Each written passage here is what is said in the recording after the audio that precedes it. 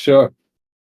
Right. So this is my third talk in my series on Gyroscope, and today I want to talk about some stuff that's not really like a core bonding curve thing, but more kind of mechanisms that make the whole system work.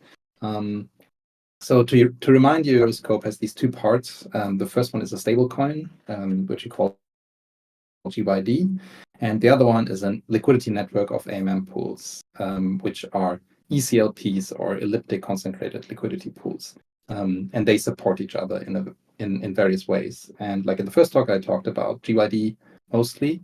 In the second talk, I talked about ECLPs mostly, and today I'm going to go back to something that concerns the stablecoin mostly.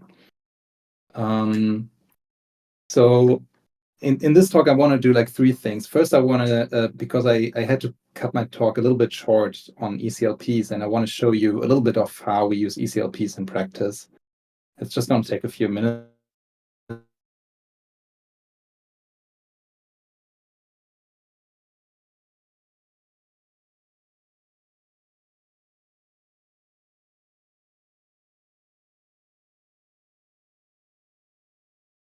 I think it's a problem, which for Gyroscope turned out that there's a bigger or a more general problem behind that that we want to answer. And then I'm going to spend just one slide to show you a few other mechanisms that help the stablecoin stay stable. So in the last talk, I talked about these elliptic concentrated liquidity pools, and they are inspired by this measure we call liquidity density, which is essentially liquidity provided at any given point. And I showed you how we can design curves that look like these bell curve shaped things, where on one axis you have the price, which is measured in basis points from 1, just to make it more readable. And on the y-axis, you have the amount that you can trade of the other asset, of what we call asset X and asset Y, for 1 basis point change in price. And so if you have a lot of that, then you have a lot of liquidity at that price.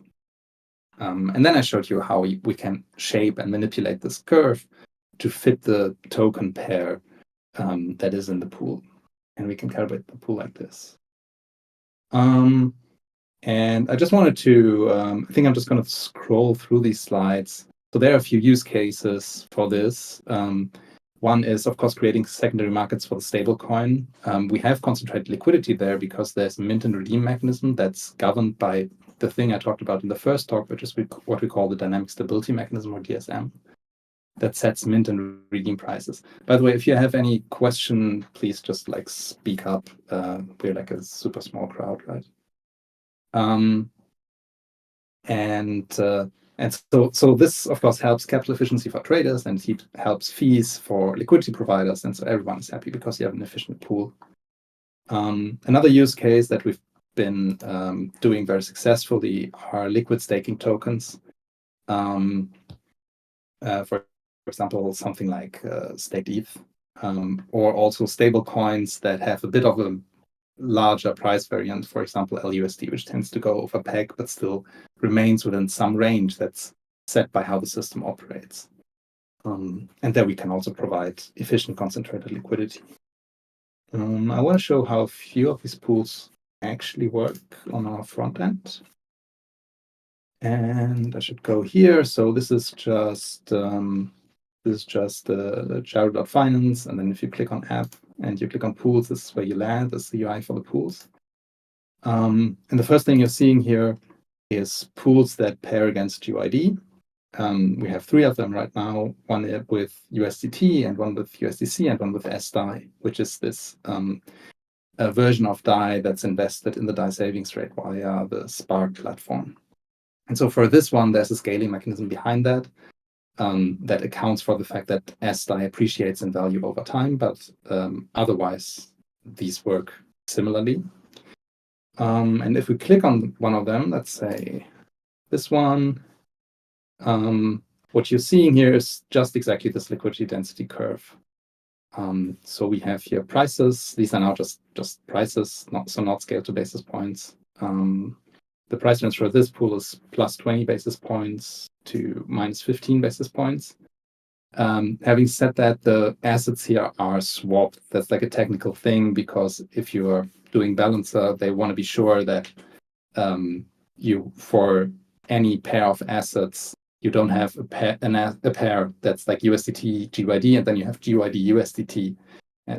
But there should always be just one ordering, and so the ordering is defined, so you cannot. You always have them in an order that's basically random. It depends on the addresses of the tokens. So what you're seeing here is that right now, this line, the price of USDT denoted in units of GYD, is a little bit below 1. It's like -8 basis points, which means that GYD is like a little bit above peg, but not much. And you can directly see here the amount of liquidity at every price. So right now, because this is a little bit below 1 in units of GYD, the pool has started to reduce the liquidity it provides like a little bit, but it still provides like sufficient amounts of liquidity. Another thing you can see here is that this is slightly asymmetric. So we go to like -15 in this notation, but then +20 in this notation. And we can provide asymmetric liquidity here. Of course, this is driven by the idea that GYD is a new stable coin, so maybe we go a little bit more here, which means like lower GYD prices. Right now, this is not happening. And then you see like the regular stuff. Pretty similar for the other pools. For the S-type pool, here the token is actually pretty much exactly on peg. Here we have the scaling, so that's why these prices on this axis are so weird, because the S-DAI price against DAI, for example, appreciates over time, and our pool accounts for that. And then if you hover over this little eye here, you see the price range that would be there after scaling. You can also look at an example that's a little bit more extreme. Let's say this wrapped staked ETH to wrapped ETH pool. So this is an LST pair. You need the wrapping because staked ETH would be rebasing, and Bouncer doesn't support rebasing tokens. So you need to like just transform it a little bit. And what you see here is that wrapped staked ETH is actually a little bit below peg right now in this pool. But we have kind of accommodated this fact, and so we provided a very long range downwards, very asymmetric to this direction, so that the pool will always provide some amount of liquidity if this happens. Of course, there are also some cases where the pool's just out of range. For example, in this, we had this RS-DAI pool, and then Raft had its security incident. So, of course, there's all of this kind of curve shaping only works within some limit.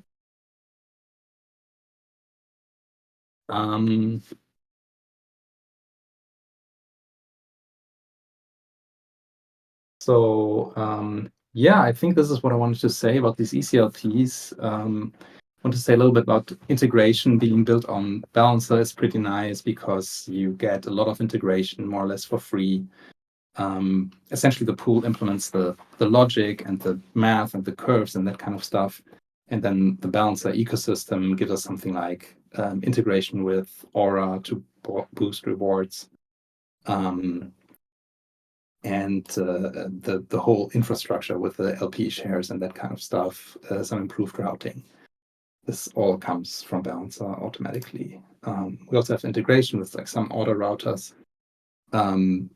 This, of course, requires some limited additional effort because there's new math in these pools, and the order routers need to be aware of that math. But we have made that effort, and the collaboration has also been pretty easy. Right, we also got some audits, we also got some funding and some support.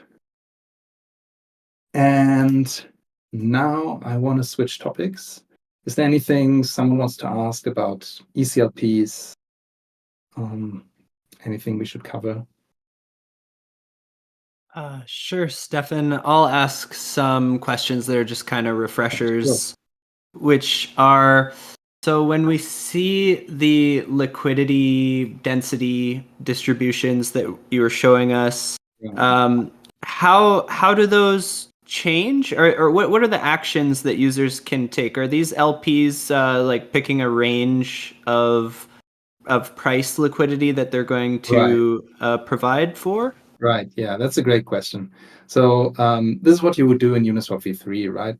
And in an ECLP, you don't do that. So the ECLP is calibrated and just has a certain price range and has a liquidity distribution within this price range. Users cannot change that, but they also don't have to deal with that. So if I were to provide liquidity here, I would just, I think I don't have this account set up.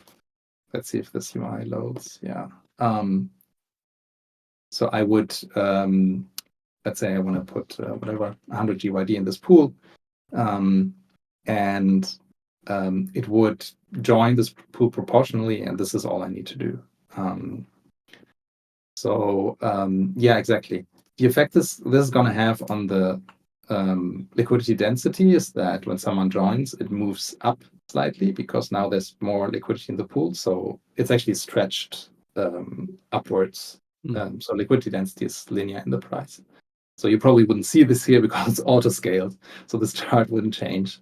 But like mathematically, the liquidity density just becomes higher everywhere. And then when you trade this, so when users trade, this curve stays the same. But if you have some price impact, you move along this curve. So the current price would just be at a different point of this curve.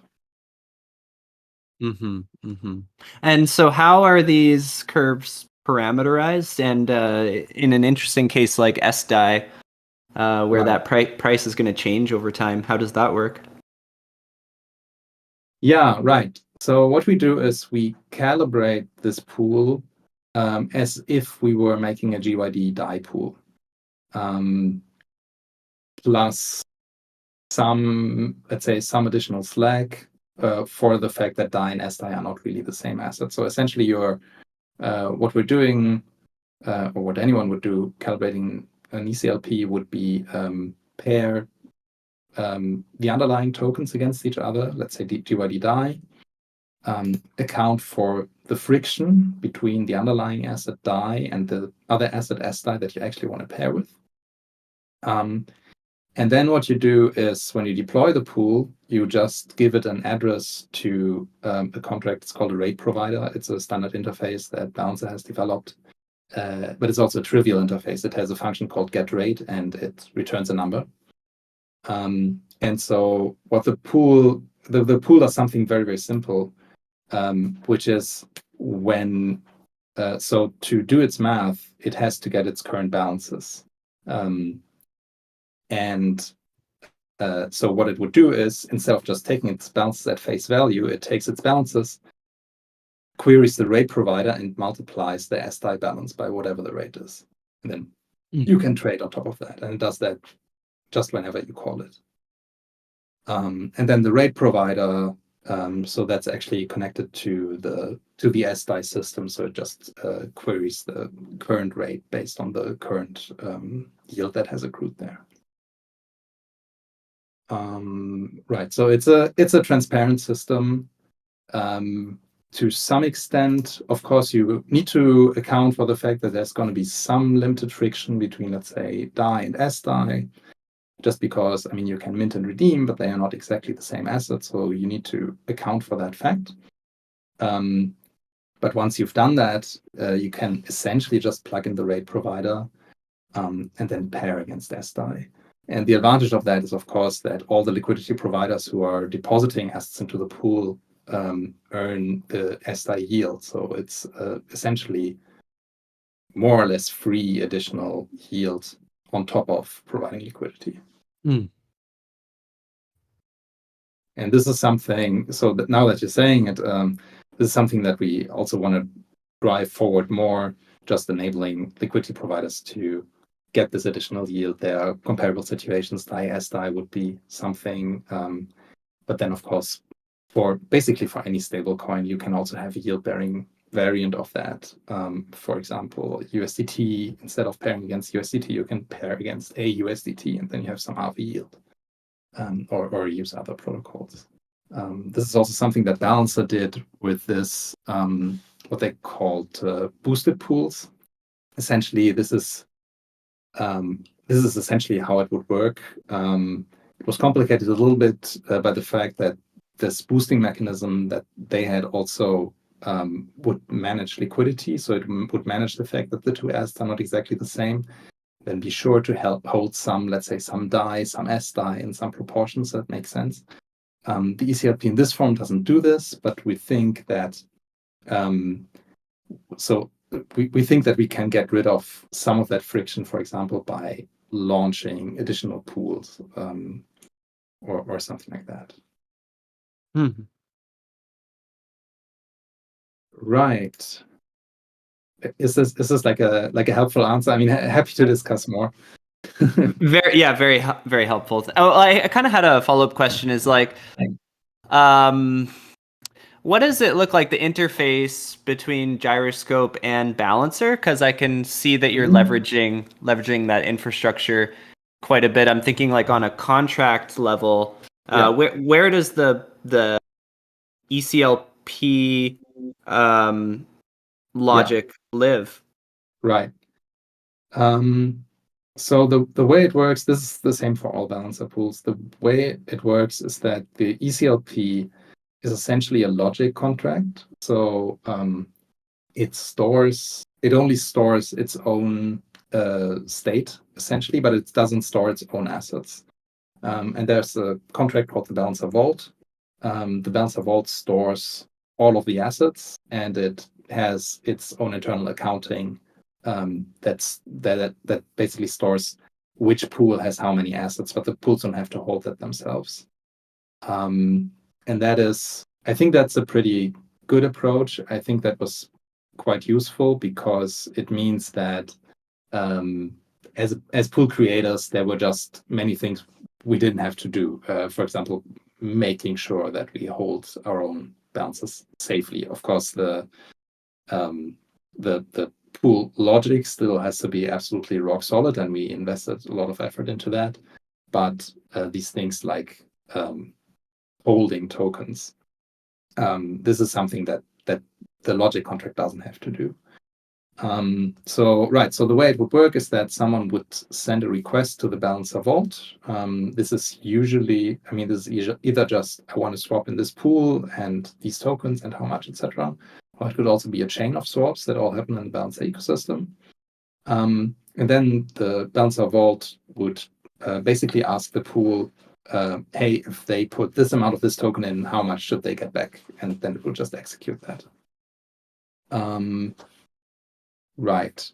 So that has a couple advantages. I said simpler integration, even though there is some state that the pool has to keep for itself. So that benefit is positive, but it's not ultimate. It's not like just writing a single function. But there's definitely a benefit.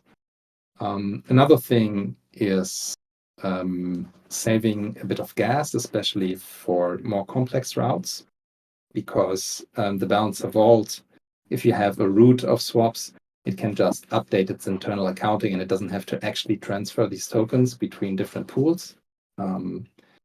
And you actually do save some significant gas there. Right. I hope I didn't forget anything. Great. Thanks for that. Fascinating. Sure. I see Jeff has joined the stage here. He might have a comment on that. Hey. Welcome, Jeff. Guys, sorry, I was just switching my audio from computer to my headset, so I didn't have a weird echo. So I didn't hear the prompt that immediately came before this. Do you mind repeating? The prompt was, what is the technical relationship between the Gyro ECLPs and Balancer, and how does the contracts integrate with each other? Cool. Nice. Yeah, I sorry I was a bit late. I was just caught up in another call before joining in. Great to see everything that's going on here. I was just chatting in or going to put something in the chat because I didn't have audio, but now that I've got audio, I'm more happy to say it out loud. Yeah, really excited to play further in this ecosystem. Really love how you're building on SDAI, Balancer, using the components that are there and then putting them together into more effective assemblages, taking advantage of sort of deeper infrastructure, but then giving the additional advantage on top. I think that's a real powerful stacking function that we've talked about in sort of like permaculture design. And I really like the way that you're approaching um, the system being put together. But sorry, was there a more specific question, Sean, about the connection between balancer and these pools? I know actually we chatted last time about nested pools, and I think Stefan, you mentioned the early balancer implementations were basically pools of pools of pools. And I'm Right. curious, is that still how the smart contracts have them sort of aggregated, or are there risks in doing it that way that can be mitigated through the sort of like tranching that you've suggested, or is that just tranching, just sort of like partitioned pools of pools of pools in order for risk management? Yeah, great question. Okay, so maybe I'll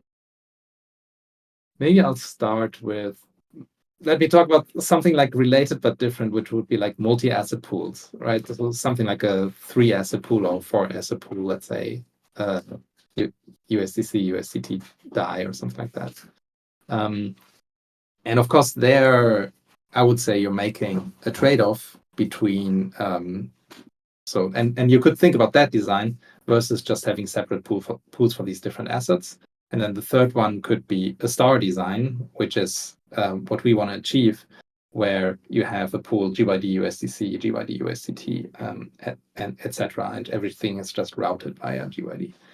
And I think you are making some trade-offs with a 3-asset pool. I would say you should have generally high capital efficiency if all of the trade routes are more or less balanced by the direction they go in. But of course, the liquidity that you have in these different assets also mingle together. So if someone wants to trade in one direction, let's say DAI USDC, and then someone else wants to trade DAI USDT, at some point your liquidity is gone. Whereas if you have these separate pools, of course, your different liquidity pairs are isolated from each other, at least to the extent that they don't interact via prices, but at least the amount of liquidity should be isolated. So that's one aspect. What we're kind of hoping to do with GYD, of course, the rhetoric now goes towards we want the best of both worlds, right? So positioning GYD as a central asset in a trading network where the different channels to and from GYD are isolated from each other, so they don't influence each other, but then at the same time, you should have pretty high efficiency as people trade from and through this. At least as long as I think to make this efficient, you probably need a property like people need to trade from GYD and to GYD, like that amount should be approximately balanced, would be my guess. Haven't looked like super deeply into that, but that should be approximately it. It'd be interesting to see I'm not sure how much like data analysis you guys have, or even how much data you have, first of all, or what kind of analytics you've done on it. But that would be some fascinating questions as there's more volume and more traffic, just understanding what those reciprocal flows and overall health metrics might look like. Yeah, totally. We have a dashboard. We have a query. Let's see if I can find it.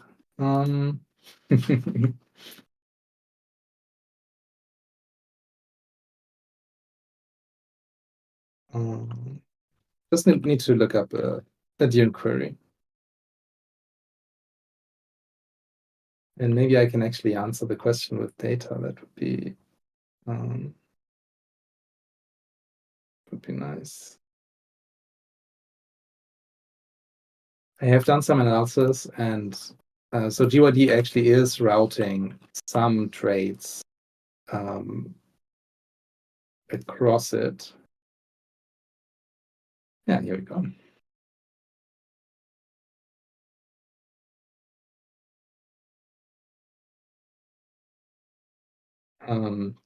Right. So what you're seeing in this query is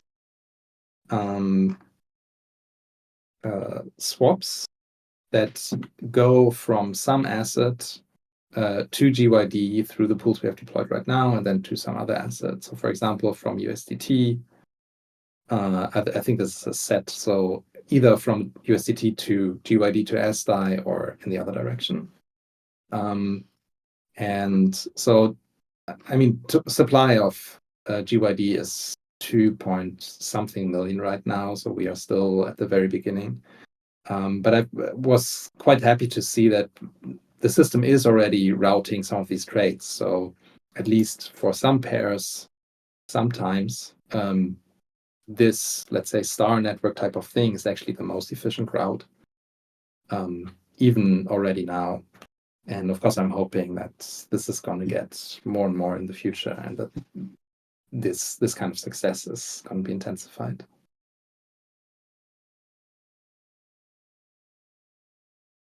Very cool.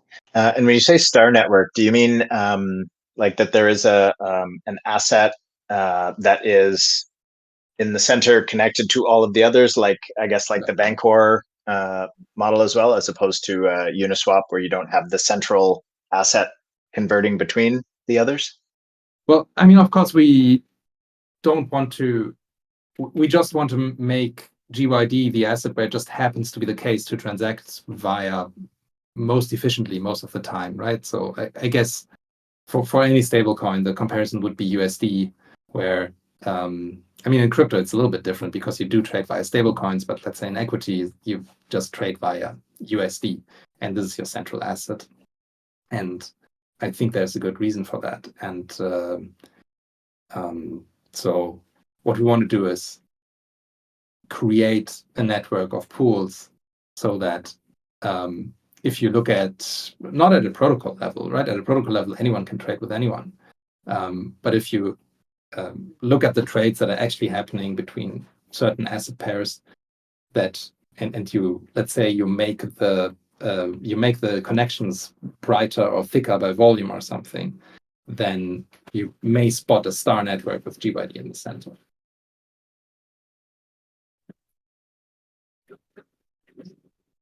Very cool. I'm also curious, and if anyone else wants to jump in with questions or thoughts, please feel free. I don't mean to monopolize, but it's also struck me in the past couple of months, the sort of numeraire for these things is in a lot of cases like swappable. Like we use a lot of USD as the the center point, but I mean there's nothing stopping us from saying, well, that should be a euro and put in 1.1 or 0.9 or whatever the exchange rate is, or anything else for that matter. A sack of potatoes could be your numeraire. If everyone agreed on the value of a sack of potatoes, then you just swap in that in the center of the star image. So I'm curious, in terms of like long-term evolution, do you see other numeraires? I don't think that's the right term for it. I think that's more the mathematical, but the sort of like unit of account measure. Do you see other things within the Gyro ecosystem using the same technology, but a different unit of account, or even having like user created possibilities for that? Yeah, right. Yeah, that's a great question. I would say, so I mean, we're making a USD stablecoin. So of course we believe that in many applications, something like USD or something stable against USD is a good unit of account. But I'm actually breaking this rule when I'm looking at liquid staking tokens. So when I showed you this pool that's against, let's say, rep staked ETH against rep ETH.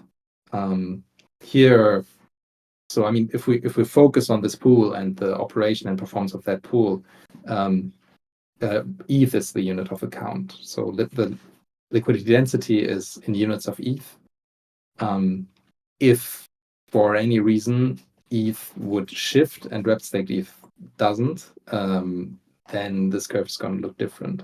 So I guess in some applications like liquid staking tokens, there's a natural numeraire, which is crypto. Other things would be tools that we are doing, something like Stackmatic or Matic X on Polygon, there you probably want to do accounting in Matic. So yeah, I guess there are multiple natural numeraires. Not so sure about FX fiat currencies.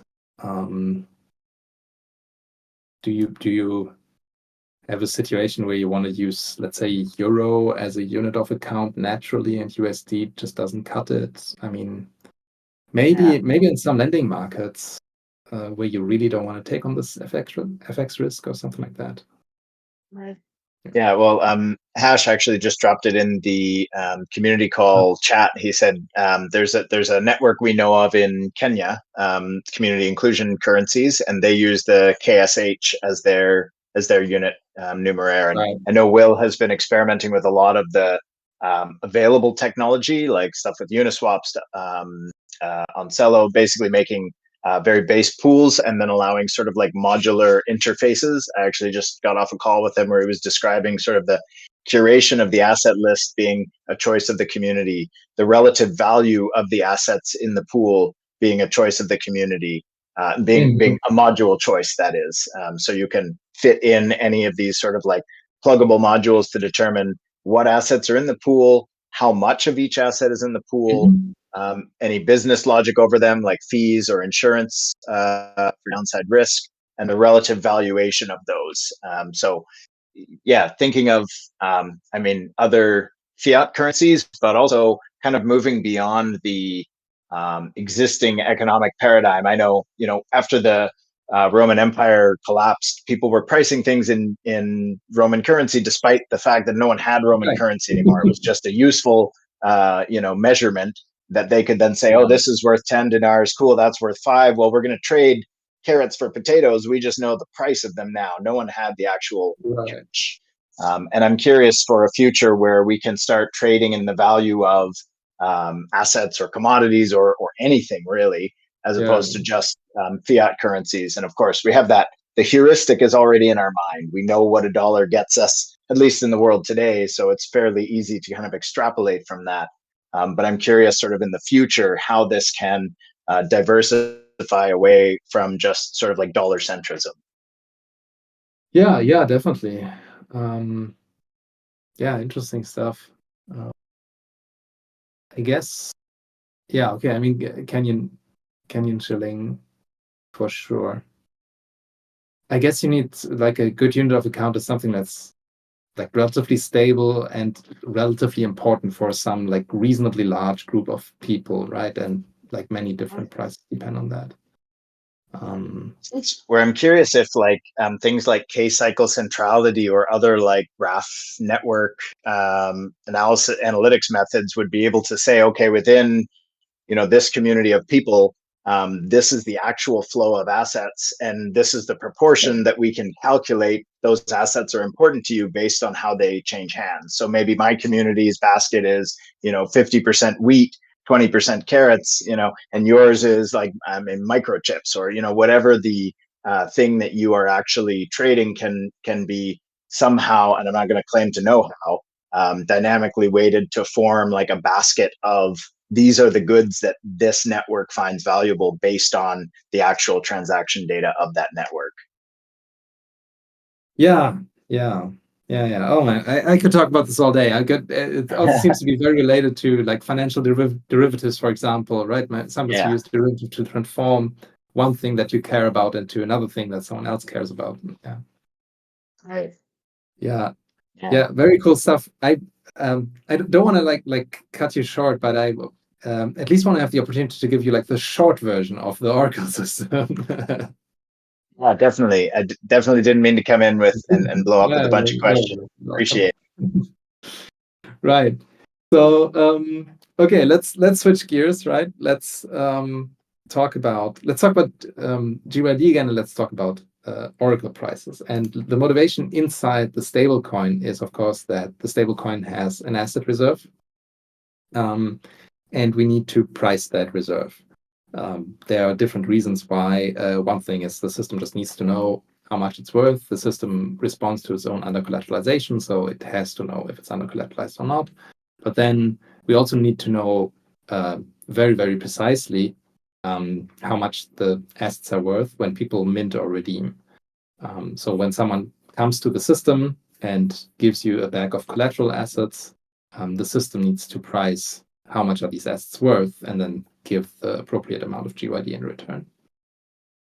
And so essentially what we need to do is we have the reserve has certain assets. Right now, USDC, USDT, DAI, LUSD, and Curve USD, and they are invested in different strategies.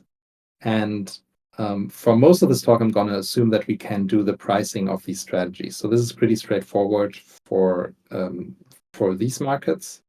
There is this rate provider infrastructure. Actually, we're using the same infrastructure as for the ECLPs. We can query into a rate provider, and that's going to query into the system, and the system tells us a factor that's applied to these assets.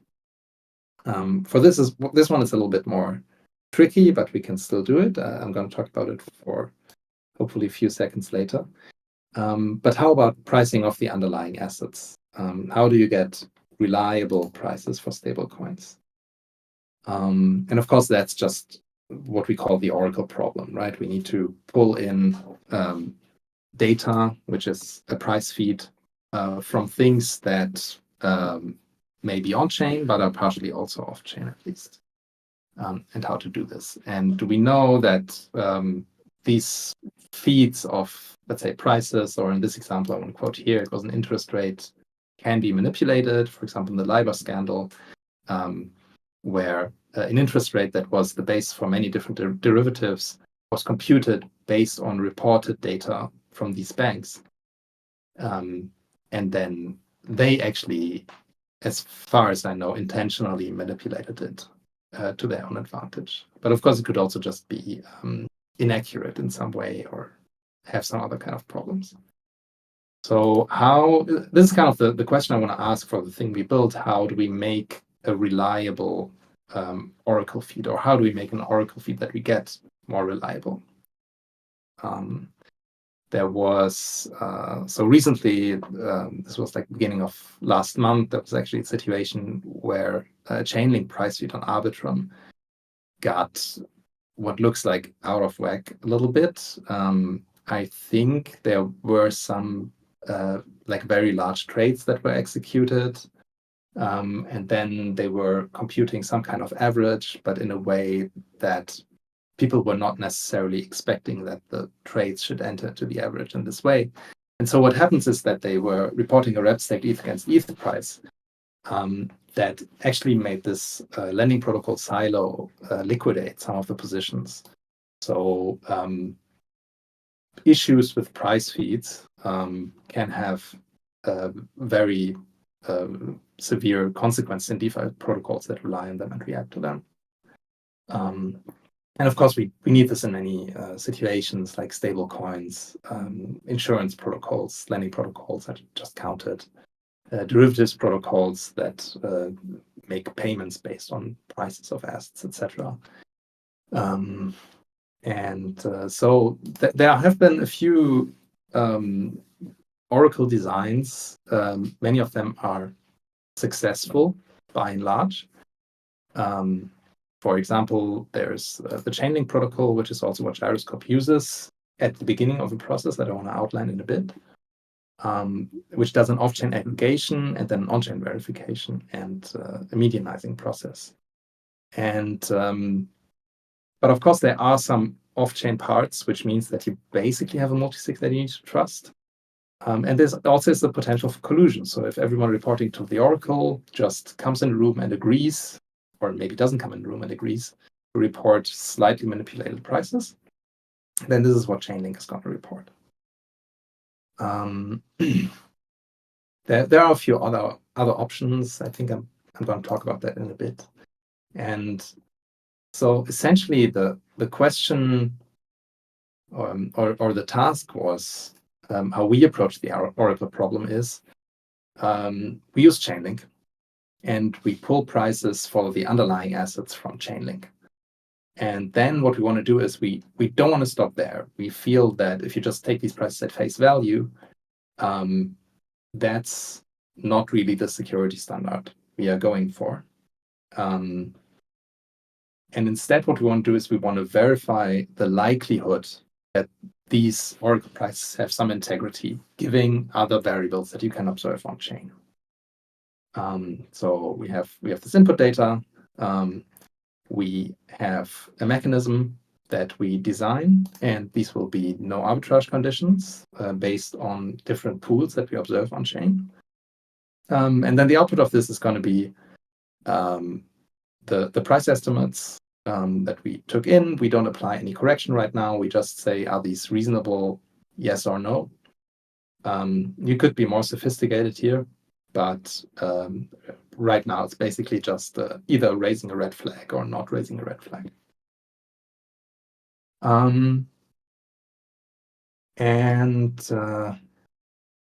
Right, I'm going to talk about this in a moment. Let me skip over this and let me show you how this works. And so the idea is that we are given a vector for oracle price, right? There are these different assets that we query the price of.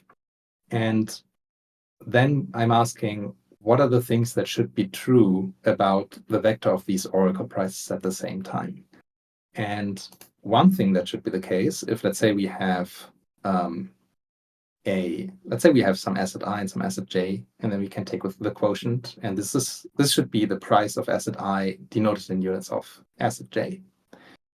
And now if we have some on-chain source for this price, in this case an AMM pool, then this quotient should be approximately the spot price in this pool, if we assume that there's no arbitrage in the market.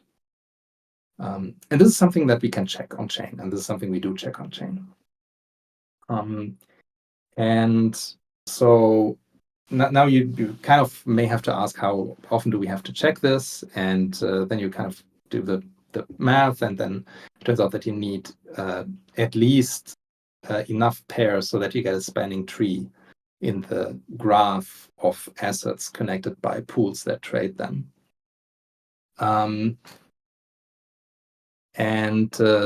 These don't have to be perfect, right? You're running many of these checks. And so for each of them, we can have just a little bit of slack.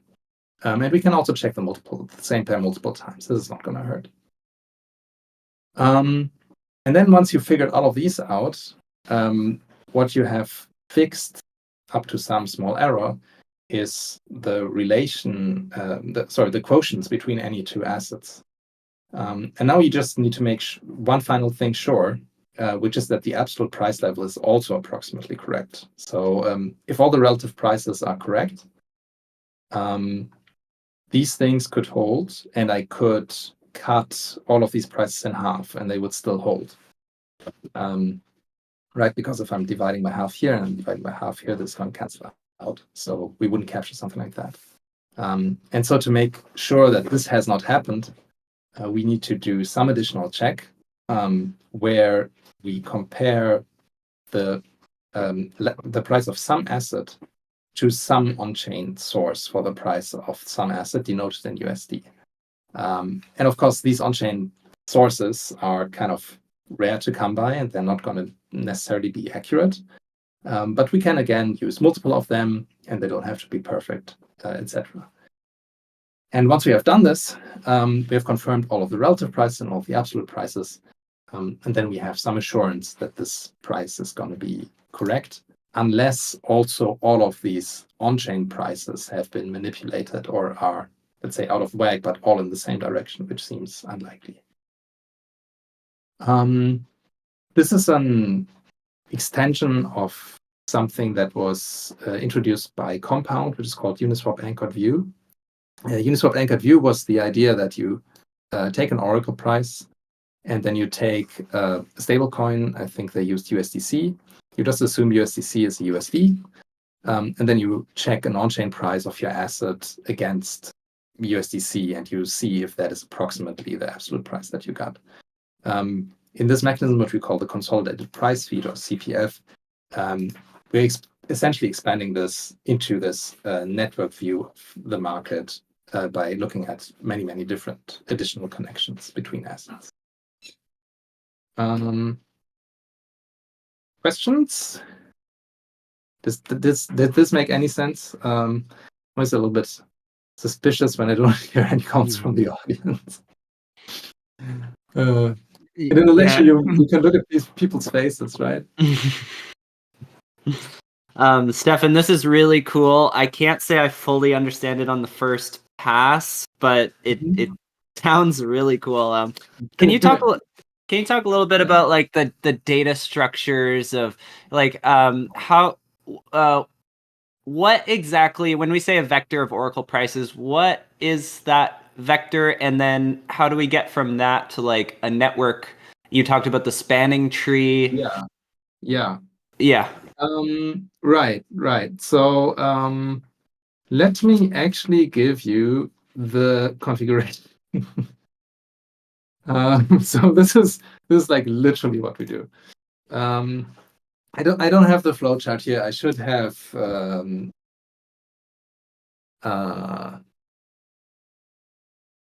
Yeah, I'm not sure if this flowchart actually helps. But I'll give you the list, and I'll give you the flowchart verbally. Let's say. So let's say someone asks to mint a certain amount of tokens, a certain amount of GYD, and then what the system has to do, it has to price all of its reserve assets. So it has to price. Essentially, it wants to know at the same time the price of USDC, USDT, DAI, Curve USD, and LUSD. And so it asks Chainlink for this. And what comes back from this is just a data structure that assigns to each of these assets a price. And at that point, the system takes this as a suggestion, let's say, as a candidate for what these prices really are. And then it does a number of price checks. So the first thing it's going to do is it has these list of assets here, and it has a list of Uniswap pools that are configured against some of the five assets against some of these five things here. So this is not like a complete graph. You don't have good pools for any pair of these, but you tend to have a good pool for at least one of them. And so, for example, it would what it would do is it knows. So what was it an asset we pulled? Let's say we pulled the LUSD price and we pulled the USDC price.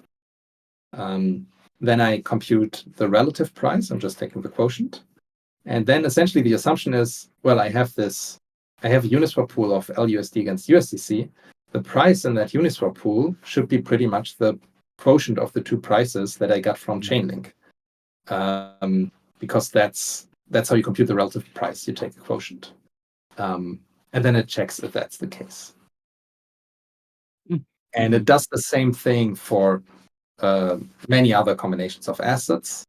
I said spanning tree because you need, that's like the condition for when you have done the check like often enough times, so that if it passes for everything and your market is efficient enough, then it will also pass for all other combinations. Amazing. Check. I was gonna ask, is there a hard-coded tolerance for a difference? Because I imagine there would be a difference, right? Right. Yeah. So right now, I think the difference is configured to 2%. But of course, I mean, it's like hard-coded in the sense that governance can update that. But it's part of the configuration of the system, yeah. So the check would pass if the difference is at most 2%. For all of it, right? I think I understand the network now. It's that assets are nodes and pools are edges. Is that correct? Yes, exactly. Oh, didn't I say this? Oh my God. Yeah, right. This is great, Stefan. I know I know you've been staring at this stuff for a long time, but there's a lot. There is a lot to unpack with this. But I think I'm starting to get it, and it's pretty straightforward in the end. Yeah. Yeah, great. Okay, that's great. by the way, we're nearing the end of the hour. I'm happy to stop to wrap it up now, unless you want me to continue. Also happy to do it then. How do people feel about going a little bit longer, if you like? I'm happy to go a bit over. Sorry if I'm talking over you, Sean. You're cutting in and out. There is a couple of questions in the chat from Rex that are definitely relevant to this conversation. But I mean, I would love to hear more as well. I don't know what your time is like in the coming week, Steffen, but I feel if there's more to come, geez, this is so interesting. Yeah, I mean, we don't want to monopolize your time, but I feel like we can have you back in easily to keep going. Maybe we can just chat for a couple more minutes about this. Yeah, sure. And by the way, like anyone who has to hop off, like obviously hop off. Excellent.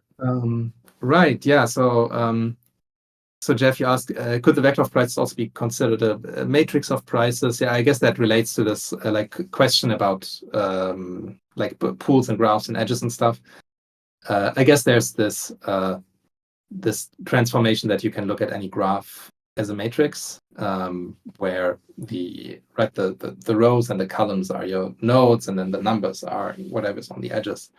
And yeah, you can definitely do that. You can probably write all of this stuff down with some linear algebra, and then that would probably yield the same result. Right. Rex asks, these checks are fairly expensive to do on chain. What is the optimization function you went for when building the Oracle?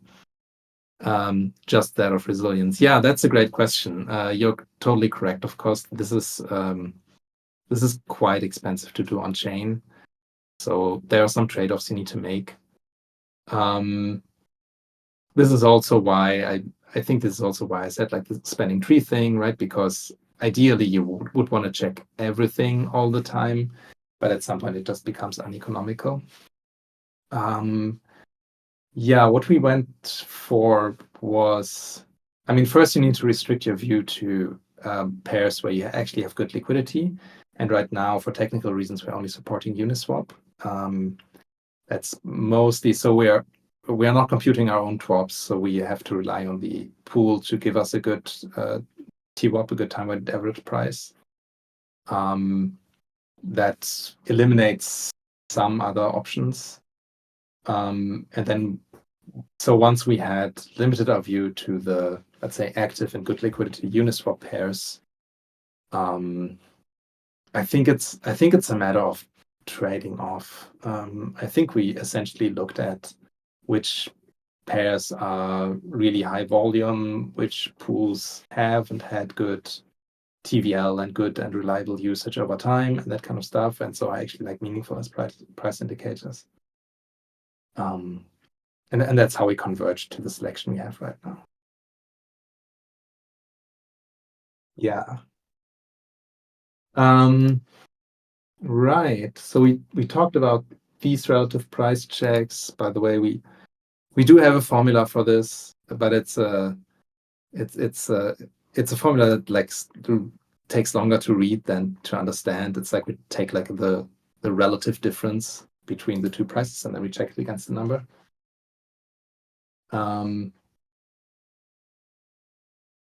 Maybe I should talk a little bit about these absolute price checks, which is how do you check if the whole price level reported in this price is maybe too high or too low?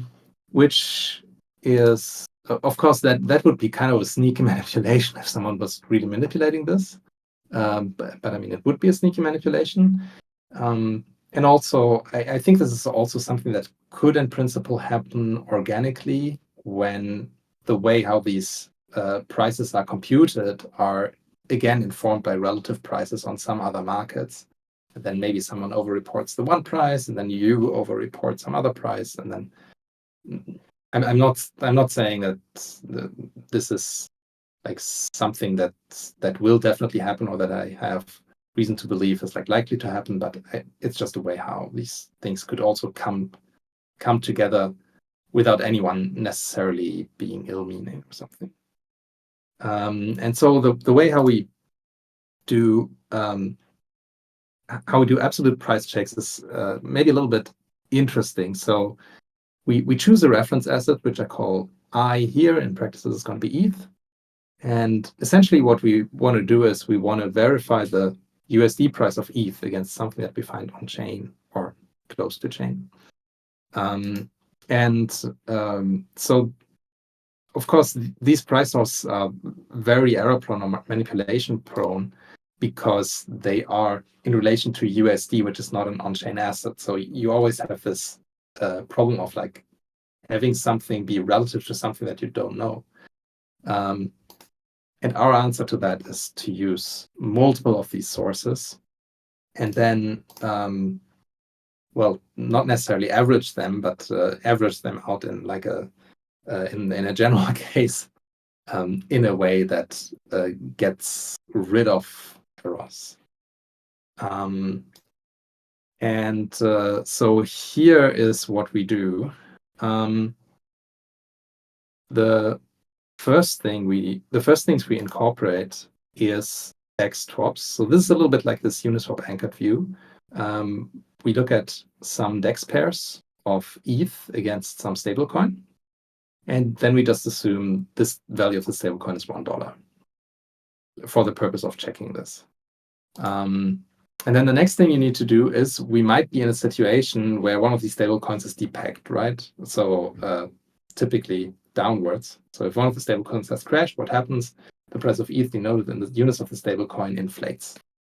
And that's why we take all of these prices and we take, this is a corner case. We take the second minimum, so the second smallest of these prices. And this is going to account for the fact that if a stablecoin is depegged, it tends to crash, except for LUSD, which tends to sometimes inflate. And so the second smallest price should give us the most reasonable estimate for the ETH price that you can get in this way. And then we take that and we put that together with some signed prices that we pull from other sources. Right now, we take for this purpose, we take the Chainlink signed price of ETH. So that's a price source where you get the price of ETH in USD together with the cryptographic signature that proves that it comes from Chainlink. And then we also query the Teller oracle for another ETH price. And then we put all of these things into a list and median them out. And we believe that this should give us the best ETH estimate for the ETH price that you can get with these on-chain sources or secondary sources. And we require that to be close to what we got from Chainlink. So essentially, we are doing all of this to compute another estimate. And we want to be sure that this is close to the price that Chainlink gave us. Right, I talked about all of this.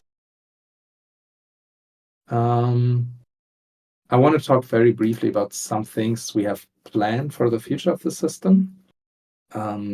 Right now, this is used within Gyroscope. There's no deep reason for that. You can just call into it, and it has a function called getPriceUSD, I think, and it gives you a list of prices back with all of these checks being run. But we also want to expand a little bit on that in the future. In the future version of the system, we want this to be open and configurable for everyone. So people will essentially be able to describe the checks that they want to run, the level of like how strict the system should be, which price feeds to incorporate. And kind of where we want to go there is that a DeFi protocol can now create their own trade-off between liveness and economic security. And kind of this is a bit of ideology that we are going for here. I'm just going to put you on my other screen real quick. Perfect. So what we noticed is that the current default seems to be that when you're pulling price feed, you want it to be always live or as live as possible, as live as Chainlink gives you prices. But the level of security you're getting in that way is, let's say, unclear. With Gyroscope, we went another route. We want a very high level of security and liveness of the mint and redeem mechanism, of course, is we were willing to trade that off against this. So this is why the consolidated price feed is configured such that if any of these checks fail, the system just says, sorry, we don't have reliable price information. You cannot mint or redeem right now. But of course, what this gets us is a very secure price source. There could be other trade-offs in this way. For example, for a lending protocol, you could say, oh, if any of these checks fail, maybe I just want to pause borrowing. Maybe I don't want to pause other stuff, but just pausing borrowing. And in the future, projects will be able to choose the level of security and the actions they want to take in these cases and configure them as they query this price feed protocol.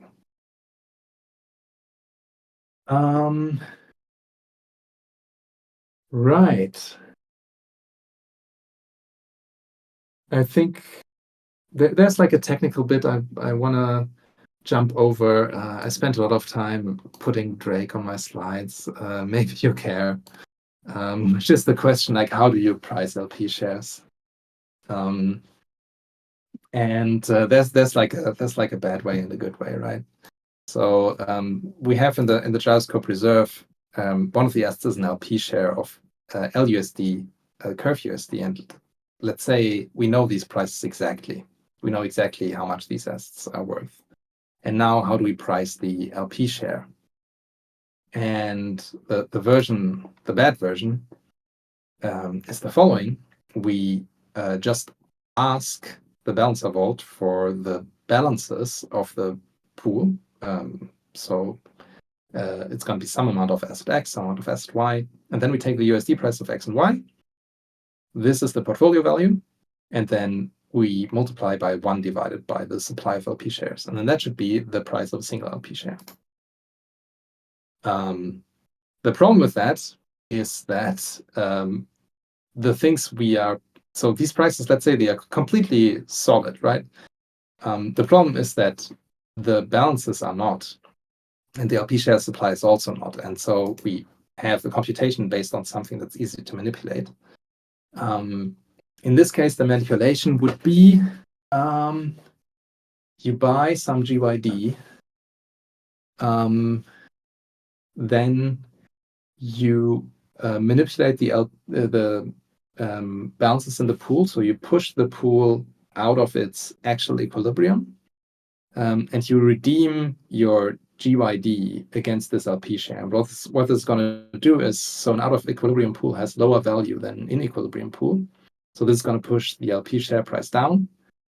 But then because you're redeeming GYD, you get more LP shares than you should be getting. And then you put everything back into equilibrium and redeem your LP shares, and then you make money.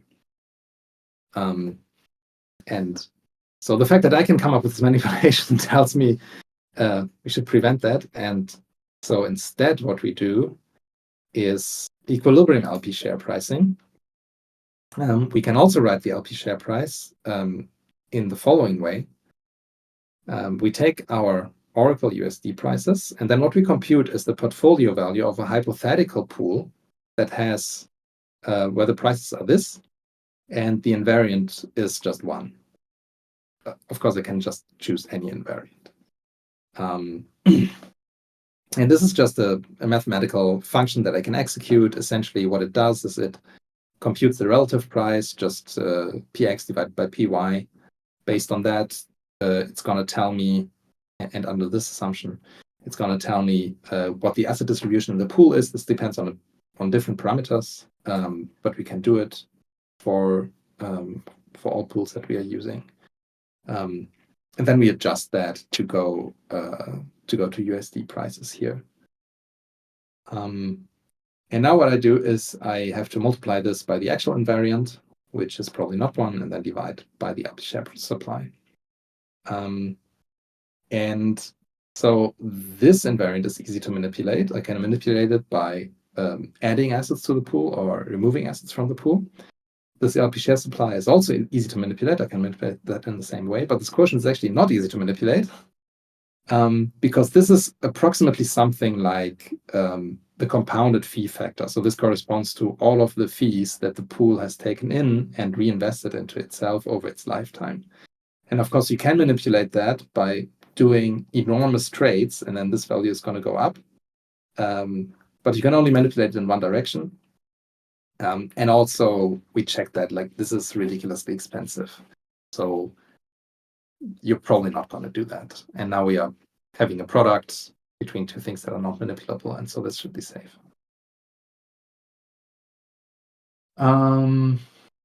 Right. By the way, you can also do this for pools with more than one asset, but then it gets incredibly painful. We have implemented equilibrium pricing for a 3-asset pool, and it's fine.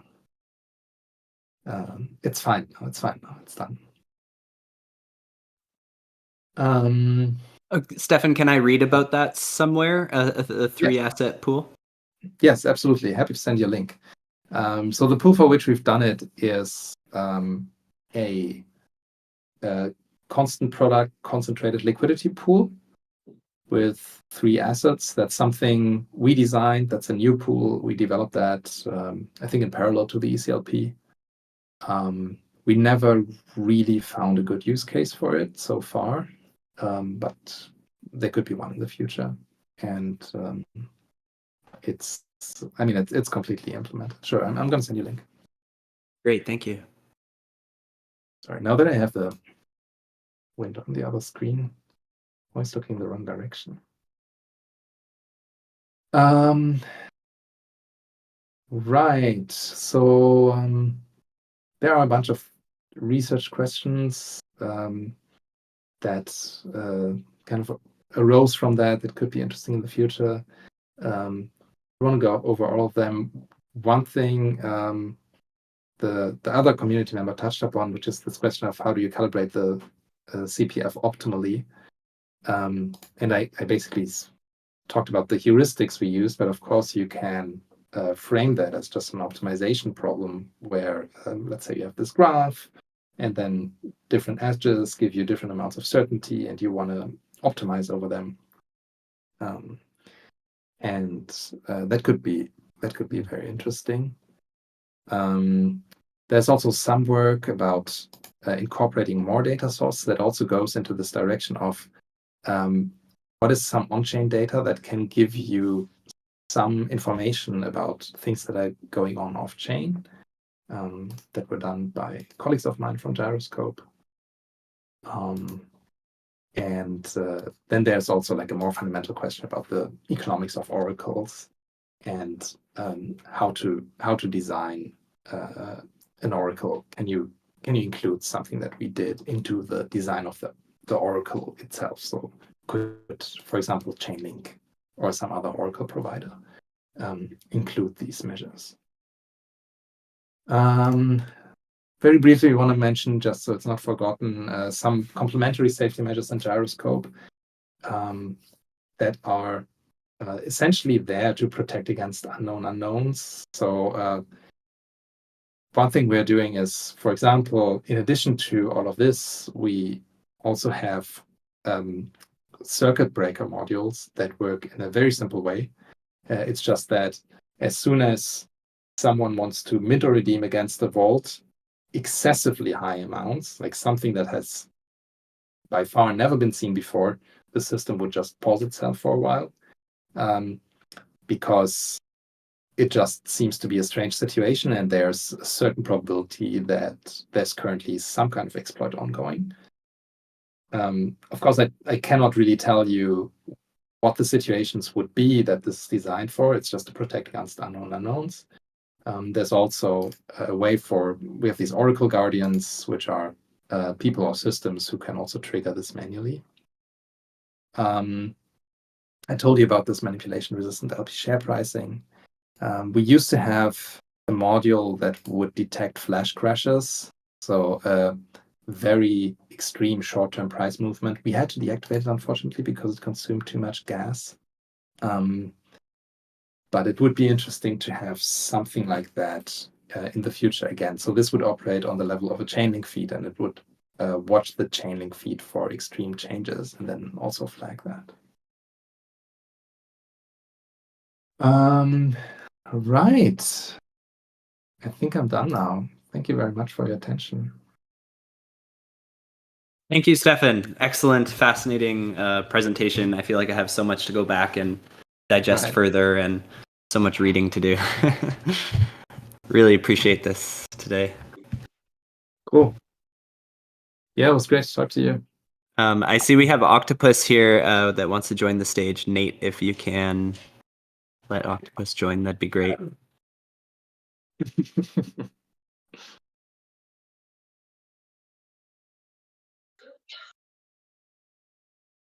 I think Octopus is just simulating clapping.